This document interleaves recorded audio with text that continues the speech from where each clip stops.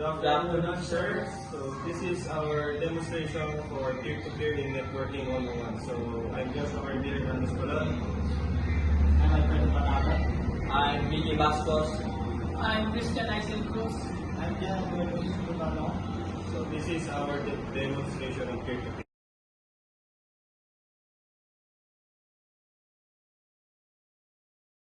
So, ayun sir, kung makikita nyo sir, ayusin po namin ngayon ang aming IP address sa configuration gamit ang View Network Connection.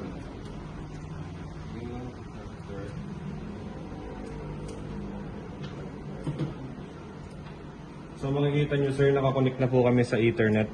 So, gamit po namin is yung cable wire na ginamit namin nung nakaraan. So, yun po yung router natin.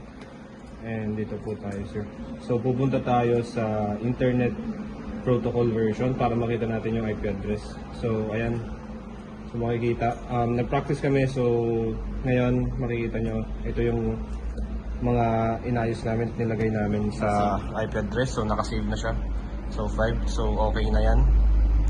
Then, yung DNS server namin. So, yun guys, kapag naglagay kayo ng IP address dito, yung automatic nang lalabas yung subnet sa lahat. Then, okay. Then, okay. So, ayun. So sir, katulad ng po sinabi ni Joshua, ganoon din po sa video namin dito.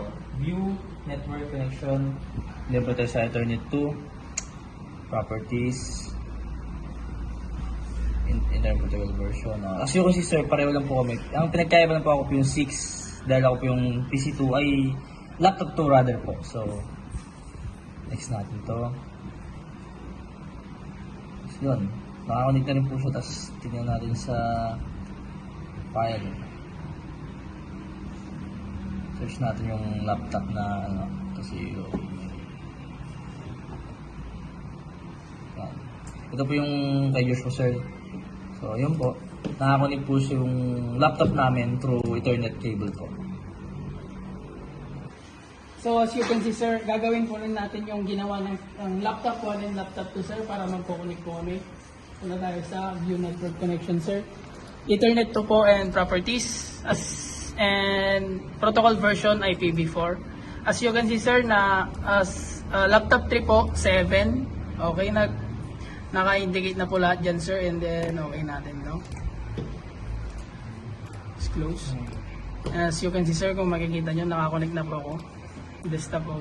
Si PC ay si laptop 1 po to sir, and na-access ko na po yung files niya.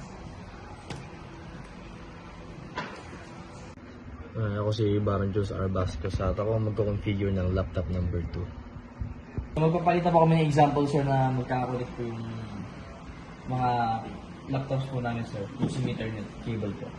So, CMD. Gawin po pala ng CMD sir, then IP config.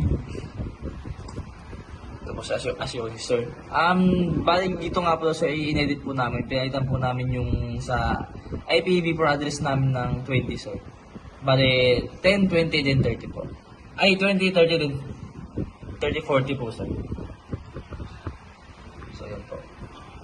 1, 2, then 168, 100, yan, 30.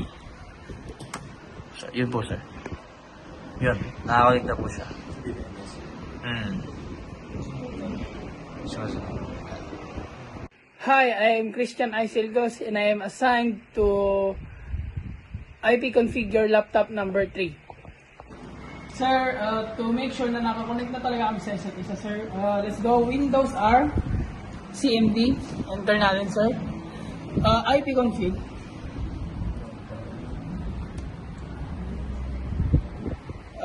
Yan, sir. As you can see, sir, pinalitan namin. Kung ang PC, ang laptop to sir is 20, ako naman sir, laptop 3 is 30 po. Pinalitan namin sir, rename namin. And then check natin kung nakakonect na po kami sa isa't isa. Ping 192.168.100.20. Yun. Okay sir, nakakonect na po. Ito, 1 MS. Average, maximum 2 MS. Okay, thank you. Hi, I'm Joshua Kirby Hernandez Palon. So I am the one that assigned to configure PC1. So kung ayun sir, kung naipakita na po yung dalawa kung paano mag-check ping ng mga laptop devices nila. So ipapakita ko rin sir kung na mga nakakonect din tong device ko sa mga laptop nila. So press CMD.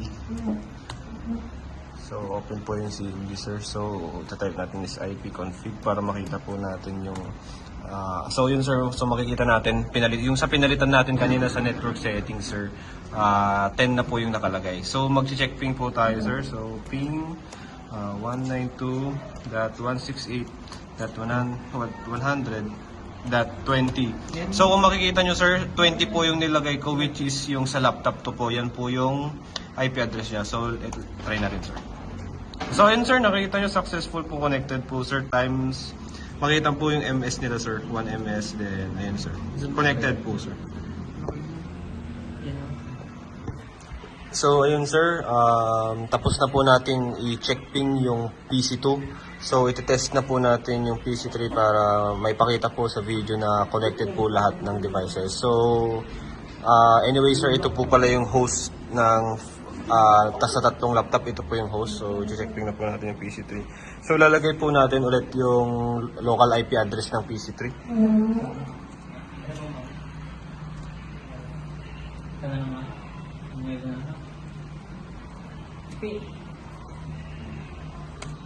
So yun, as you can see sir, successful po nating na-connect kasi lumabas na po yung MS na sir. So successful po sir. So zoom po natin.